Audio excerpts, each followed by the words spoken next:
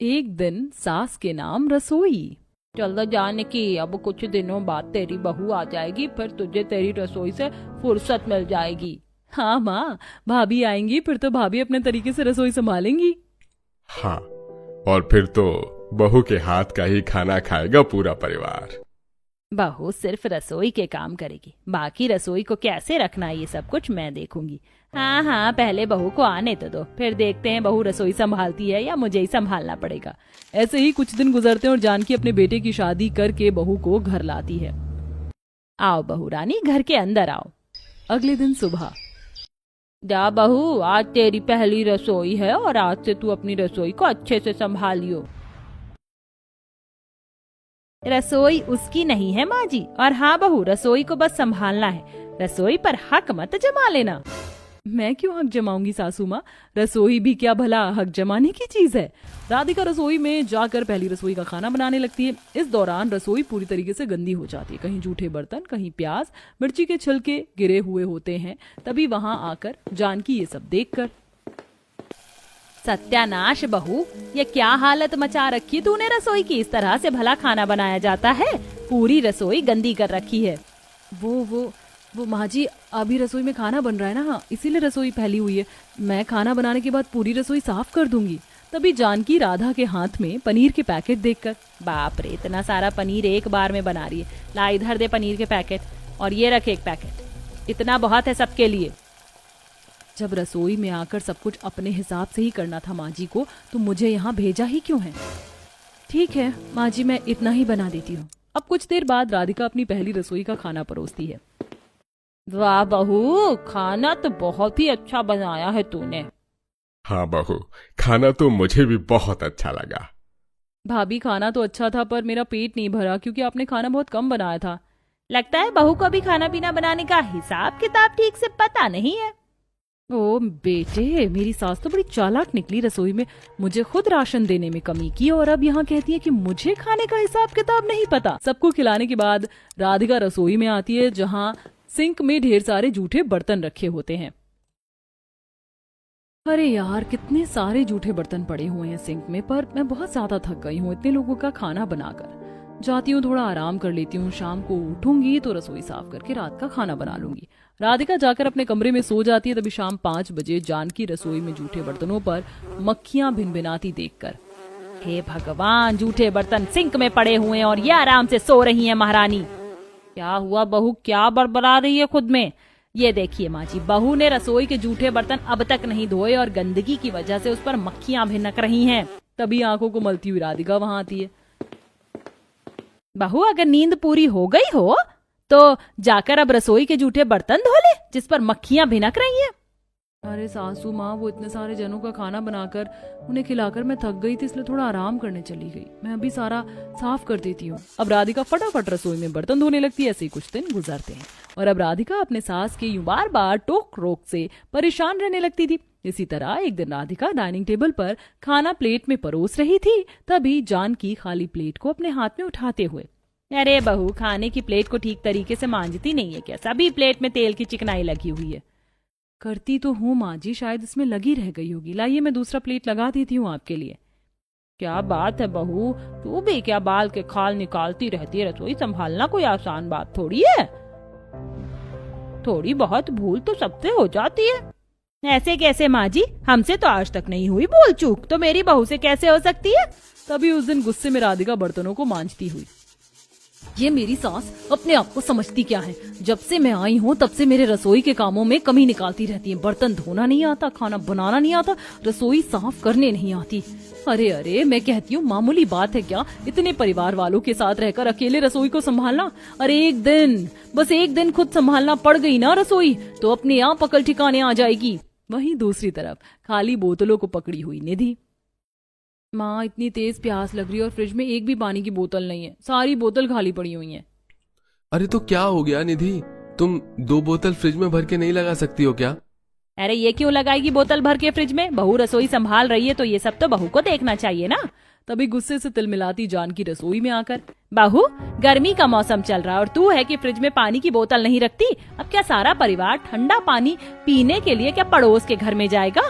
नहीं माँ जी, मैं बस पानी की बोतल लगाने ही वाली थी, लेकिन मैं रसोई के दूसरे कामों में लगी हुई थी, इसलिए पानी की बोतल नहीं भर पाई। पता नहीं, तेरा तो रसोई का काम ही खत्म नहीं होता, ऐसा क्या करती रहती है सारा सारा दिन रसोई में। वो तो आपको पता चलेगा सासू माँ, जब आप खुद एक दिन इस रसोई को संभालेंगी। काम ही करती हूँ माँ जी रसोई का, और क्या करूंगी, लाइए बोतल भर देती हूँ। अब इसी तरह दिन प्रतिदिन रसोई के मुद्दे पर सास बहू की लड़ाई बढ़ती ही जा रही थी। तभी एक दिन जानकी अपने हाथों में जाला साफ करने वाला लेकर रसोई में आती है। अरे अरे माँ जी, ये क्या लेकर आ गई आप रसोई में? बहू, तुझे तो दिखाई दे नहीं रहा कि रसोई में कैसे मकड़ियों के जाले लगे हुए हैं? अरे जब से आई है तब से रसोई में झाड़ू भी मारा है ठीक से? अच्छा सासू माँ, मैं झाड़ू नहीं लगाती तो और कौन आकर मार जाता है इस रसोई में झाड़ू? आपको रसोई में कभी मेरा काम दिखाई नहीं देता क्या? तभी दोनों सास बहू की चिल्लम चिल्ली सुनकर परिवार के बाकी लोग वहां आकर खड़े हो जाते हैं। क्या हुआ राधिका? किस बात की बहस चल रही है दोनों सास बहू में? क्या हुआ जानकी, क्यों भिड़ी पड़ी है अपनी बहू से? मैं बताती हूँ दादी सास, सासू माँ को लगता है कि मैं रसोई को ठीक तरीके से नहीं संभालती। अब आप बताओ दादी सास, आपको भी यही लगता है क्या? जितना हो पाता है बहू तुझसे, उस हिसाब से तो तूने रसोई अच्छी भली संभाल रखी है। वही तो दादी सास जी, पर सासू माँ को ये बात समझ नहीं आती। अच्छा, अगर यही बात है तो फिर एक बार रसोई जानकी से ही संभलवानी चाहिए। इसीलिए मैंने फैसला किया कि कल पूरे एक दिन की रसोई तेरी सास के नाम होगी, सब कुछ वही करेगी। तभी अपनी कलाइयों को घुमाती हुई जानकी, मुझे ये फैसला मंजूर है, और देखना बहू से तो अच्छी रसोई संभाल लूंगी मैं। अगले दिन सुबह रसोई में खड़ी जानकी, हे भगवान, रसोई में कितनी गर्मी हो रही है, मुझसे तो यहाँ खड़ा भी नहीं हुआ जा रहा है। वैशाली वहां आकर, ये क्या जानकी, अब तक तेरे खानों की कुकर की सीटियां ही बज रही हैं, खाना कब बनेगा? जल्दी बना, हम लोग इंतजार कर रहे हैं। हाँ बस बनने वाला है माँ जी। अच्छा हुआ दादी सास ने एक दिन की रसोई सास के नाम कर दी, आखिर सास को भी तो पता चले कि अकेले रसोई बहू कैसे संभालती है। कुछ देर बाद पूरा परिवार जानकी के हाथ का खाना खाते हुए, भाभी वाला स्वाद नहीं आ रहा है माँ आपके हाथ में। इतने घंटे से रसोई में लगी हुई थी जानकी तू, उसके बाद भी तूने इतना वाहियात खाना बनाया है। चल अभी तो खा लिया, पर दोपहर के खाने में ऐसा नहीं होना चाहिए। ये क्या, मैंने इतनी गर्मी में इतनी मेहनत से खाना बनाया और इन्हें खाना पसंद नहीं आया?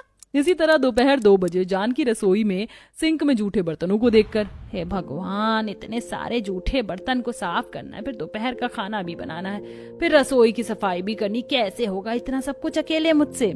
वहीं दूसरी तरफ रसोई की खिड़की से राधिका ये सब देखकर, अरे सासू माँ, आप ये बर्तन ठीक से धोई हैं? अभी बर्तनों में जूठन लगा है।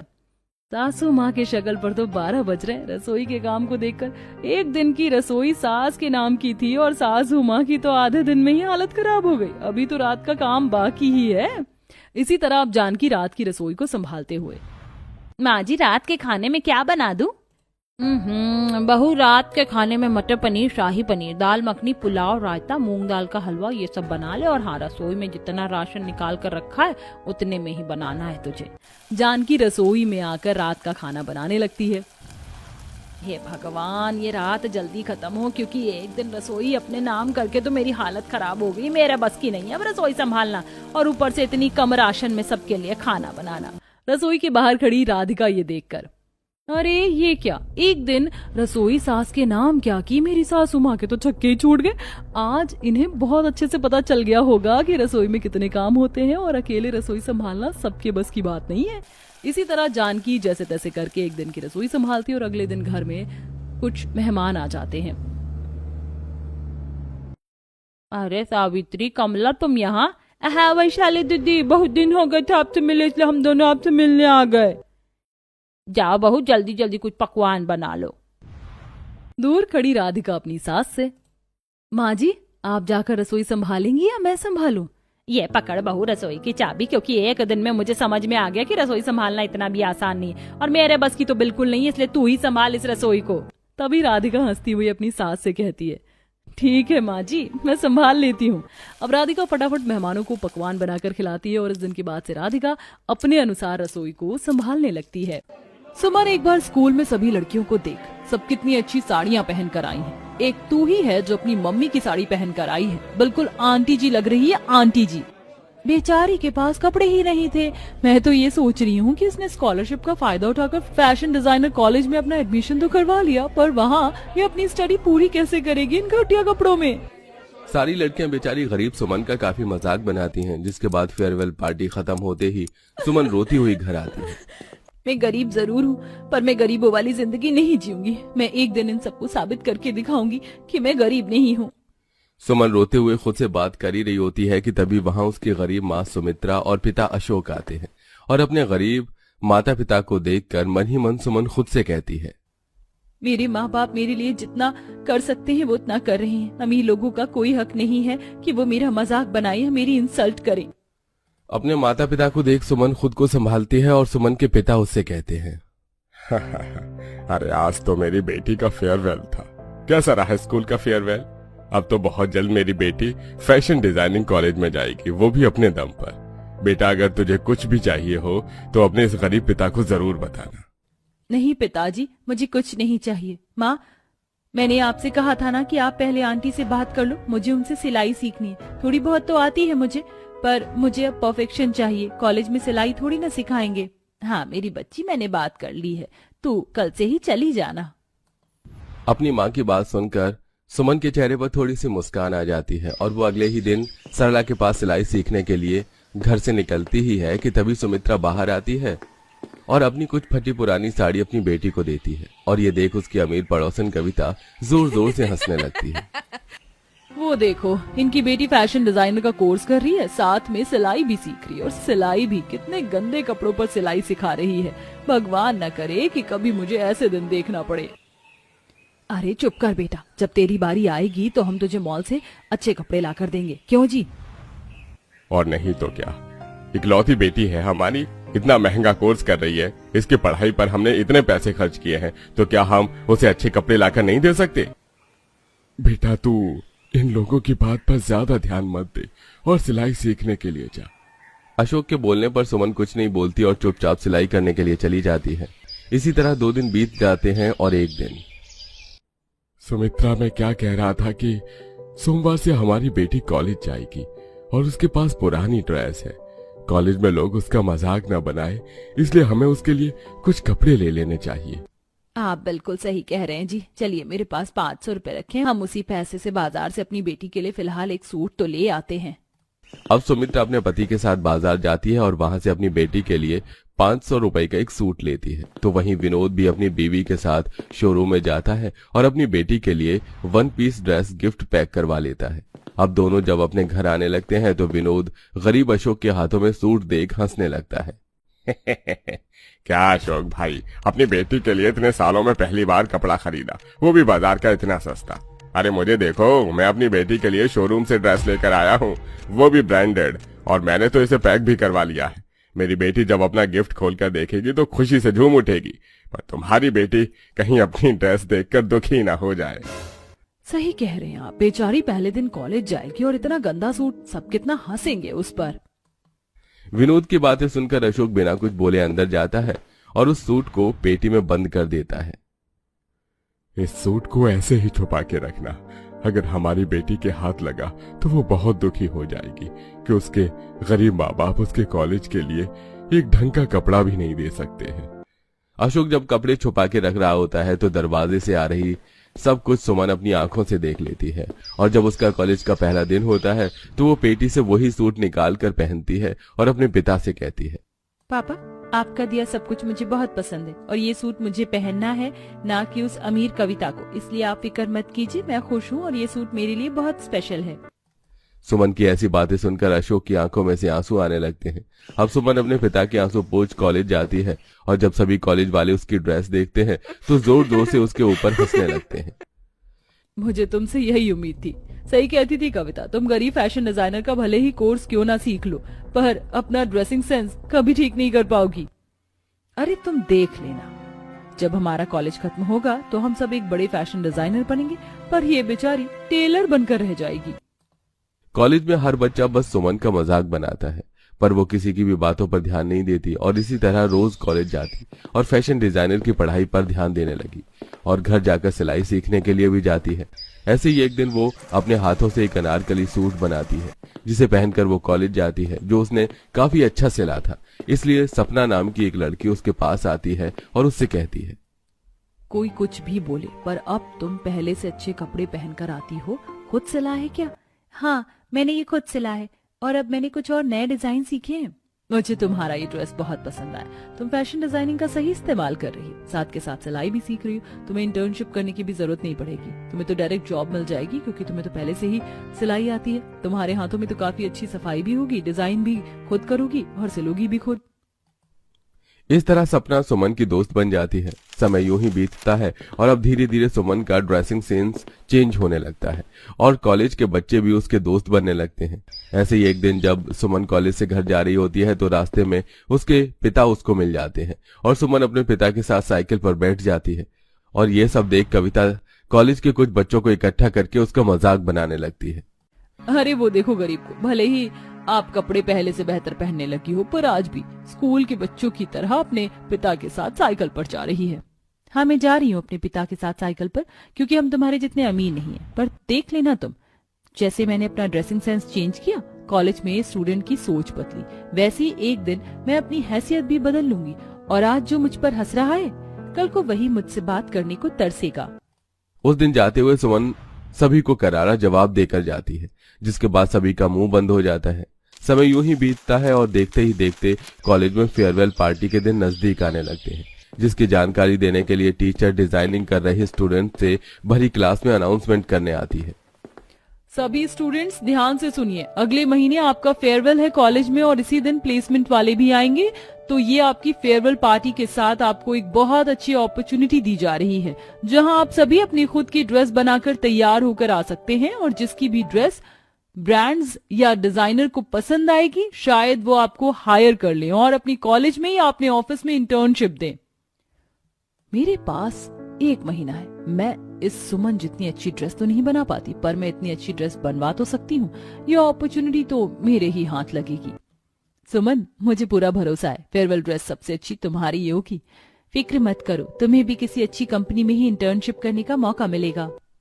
सुमन इतना अच्छा मौका हाथ से नहीं जाने देना चाहती थी, इसलिए वो घर जाकर बाजार से सस्ते कपड़े और कुछ सामान लेकर आती है और बिना खाना खाकर सिलाई करने के लिए बैठ जाती है। अरे बेटा, कॉलेज से आई तू सिलाई करने बैठ गई। मैं कुछ दिनों से देख रहा हूँ तू खुद का बिल्कुल ख्याल नहीं रख रही। एक काम कर, तू सिलाई कर, पर खाना अपने पिता के हाथ से खा ले। पापा, आप मेरी कितनी फिक्र करते हैं। इस तरह सुमन मशीन पर बैठकर सिलाई कर रही होती है तो वहीं अशोक अपने हाथों से अपनी बेटी को खाना खिला रहा होता है। तो वहीं दूसरी ओर अपने पिता से बात करके कविता एक बड़े फैशन डिजाइनर के पास जाती है और वहां अपनी पसंद का ड्रेस सिलवाती है।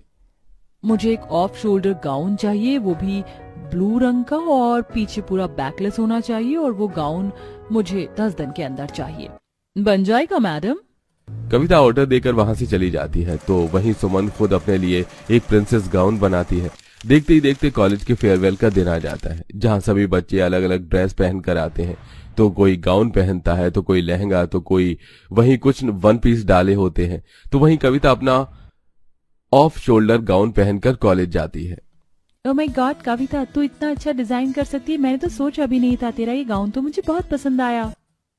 वो लड़की कविता की ड्रेस की तारीफ कर ही रही होती है कि तभी वहां अपनी ड्रेस पहनकर सुमन आती है और सभी की नजरें सुमन पर आकर टिक जाती हैं। सुमन का प्रिंसेस गाउन और उसकी क्राउन उसे बिल्कुल प्रिंसेस बना रहा था और वो प्राउडली वॉक करके आती है, जिसके बाद सुमन पूरे कॉलेज में चर्चा का विषय बन जाती है। कुछ देर बाद सभी मैदान में लगी कुर्सियों पर बैठते हैं और तभी वहां पर लगे स्टेज पर बड़े बड़े डिजाइनर आकर बैठकर वो लोग भी सुमन की प्रिंसेस ड्रेस देखकर आपस में बात करते हैं। यहाँ पर सभी बच्चे कितने टैलेंटेड हैं, बट कुछ की ड्रेस तो डिजाइनर से बनवाई हुई है।